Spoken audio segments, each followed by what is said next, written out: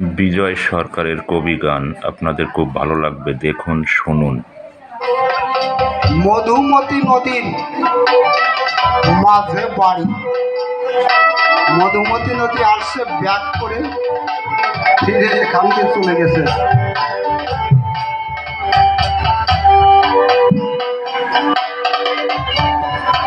আমার মরণ পরে আগে বছরে মরণ পরে আগে বছরে দুইজন পাইঠাই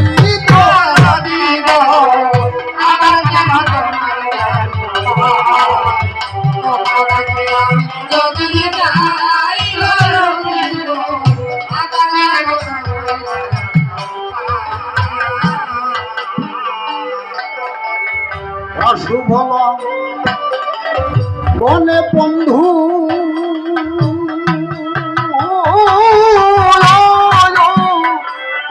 হারা হয়ে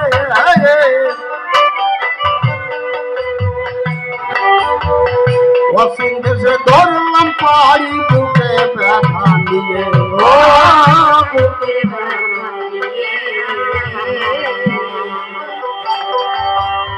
মধুমতির গোলার মধ্যে অশ্বিনীর বাড়ি। মধুমতির জল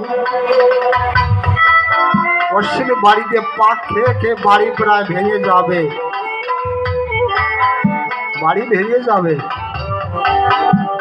গেলে দেখবেন আমার গুরুসা দোড়াকান্দের ধাম থেকে বলে, এ নাটু ব্রজ, এ হিরেমন, আমার অশ্বিনীর বাড়ি কি ভেঙে যাবে?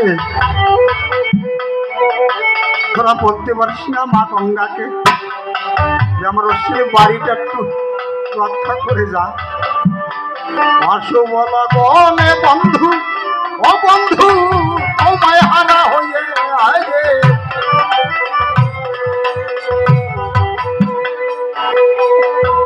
অসীম দেশে ধরলাম পাহাড়ি বুকে ব্যথা নিয়ে।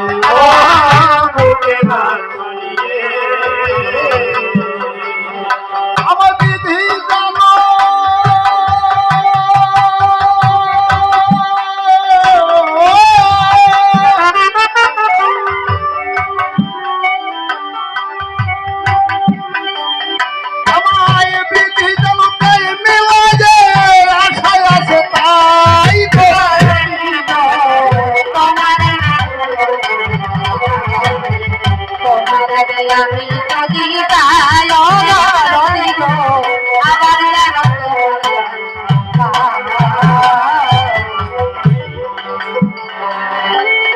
অশ্বিনী হরিবল হরিবল বলে বসে আছে, বাড়ি ভেঙে যাচ্ছে, সেদিকে তার কোনো খেয়াল নেই, শুধু হরিবল হরিবল হরিবল বলো হরিবল। আমার গুরু সাহেব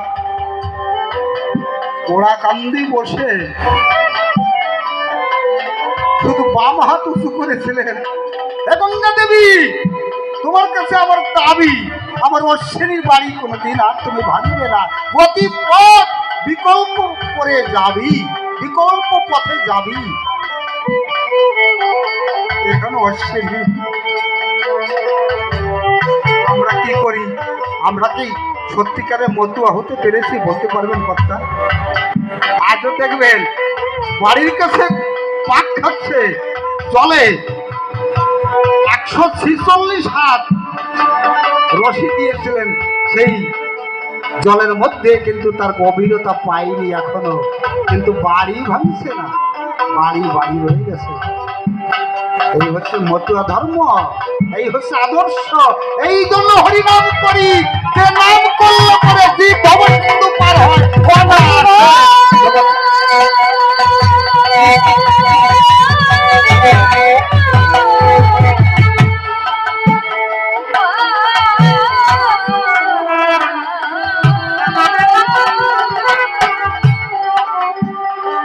আমি লীলামৃত গ্রন্থ যখন লেখা হলো সমাপ্ত, প্রায় জায়গা লেখা আছে পুঁথি বেড়ে যায়, পুঁথি বেড়ে যায়। কারণ কি এখানে সমাপ্ত করেছি কেন? আমি জগতে যে কয়বার যেন আসি, আমার মনের অভিলাষ আমি যেন মতুয়া হয়ে এই জগতে আসি, তোমার এই ভুবন মোহন মূরতি যেন আমি দর্শন করতে পারি। তো জানিস না, তুই হরিনামে মাহাত্ম্য বুঝিস না। যদি একবার ডুব দিতি ওই প্রেম সাগরে সিন্ধু নীরে, তাহলে তুই এর মাহাত্ম্য বুঝতে পারতি। জীবের চেতনা থাকে না, লোভ লালসা কাম মোহ সব দূরে চলে যায়। এই জন্য আমি হরিনাম গাই, হরিনামে যে কি শান্তি আত্মতৃপ্তি পাই, এই জন্য আমি মনানন্দে হরিনাম কীর্তন করে বেড়াই।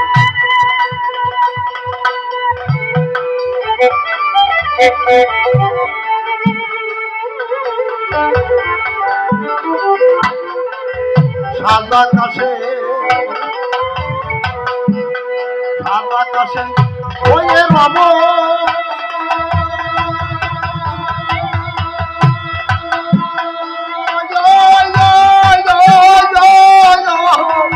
আমি সাদের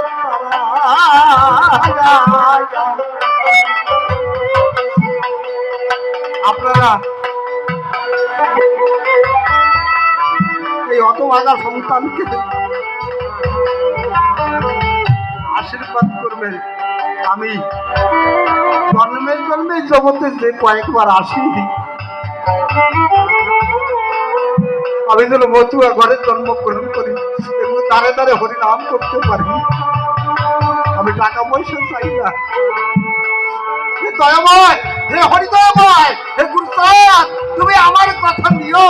আমি এই জগতে যে কয়েকবার আসি, আমি যেন হরি কীর্তন করে দাঁড়ে দাঁড়ে ঘুরে বেড়াতে পারি। আমার চাওয়ার কিছু নেই। সাদা কাছে ওই যে বাবা গো,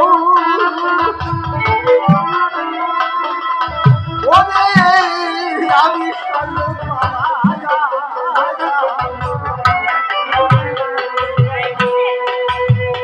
তোমার কথা ভেবে ভেবে হব আত্মহারায়, হব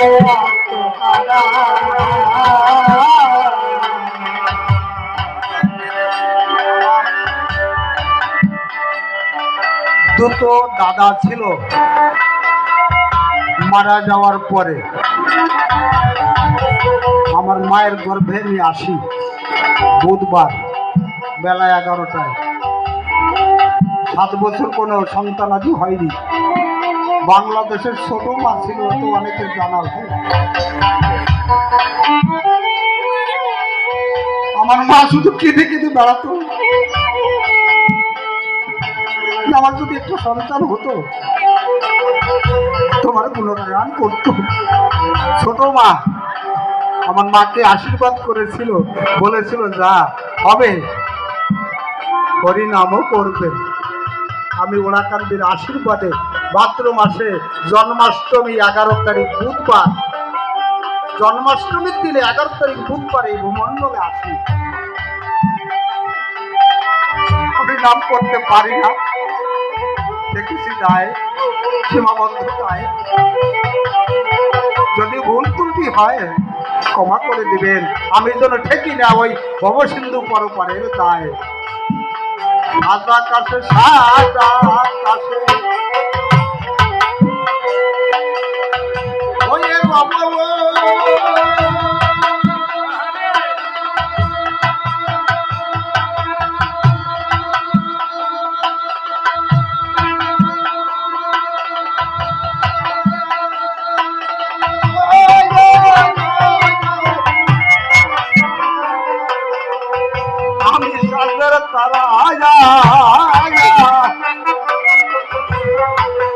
রামচন্দ্র লক্ষণের পক্ষ থেকে শেলটা যখন বাম হাতে তোলে ডান উরুর উপর রেখে ভেঙেছিলেন, 3 খণ্ড হয়েছিল। বলল হে দয়াময়, রাম দয়াময়। ছিলাম একা, বললাম 3 জন, এখন থাকবো কোথায়? রাম দয়াময় বলেছিলেন স্ত্রী পুত্র ভাই, মাঝখানের খণ্ড পুত্র শোক। আমার দীনবন্ধু রামচন্দ্রের দ্বিখণ্ডিত শেল একখানা আমার পক্ষে।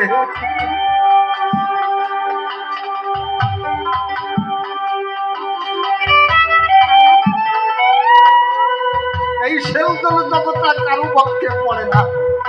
হে হরিদয়ময় শেল, তুমি তোমার শেল তুমি নিয়ে রাখো, আমার এই যত মধু আছে কেউ কোনো শেল পায় না।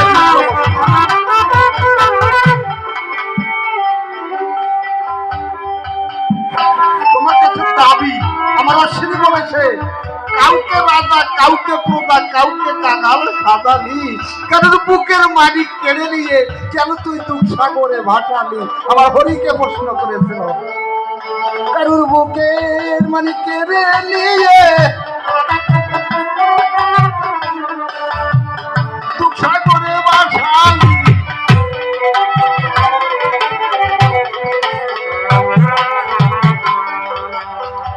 শুনিল গগনে বন্ধু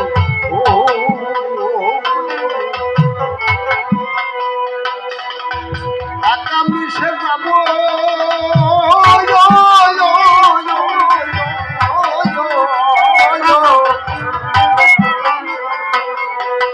দক্ষিণা বাতাসে বসে মনের কথা কব।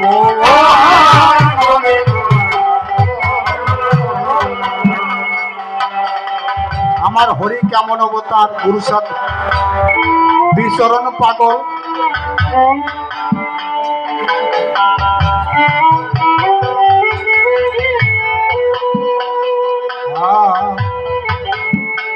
পূর্ণিমার রাতে বিচরণ পাগল।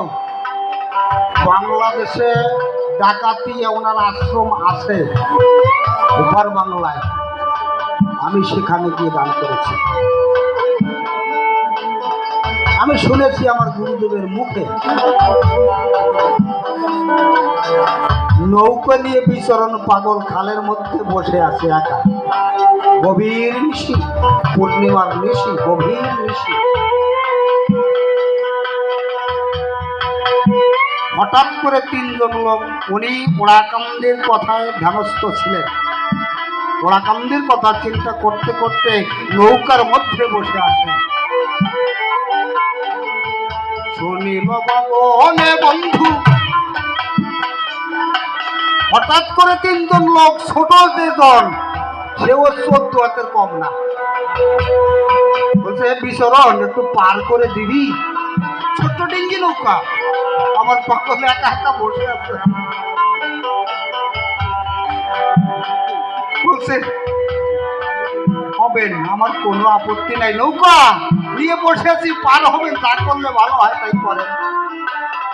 তুই যে নৌকা নিয়ে আসছিস এ তো আমার এক পাও রাখা যায় না, এক পা দিলেই তো ডুবে যাবে, মানে আমার ছোট জনি প্রায় 14 হাত। গুরুচাঁদ ওই দিন সংহার মূর্তি দেখাইছিলেন বিচরণ পাগলকে।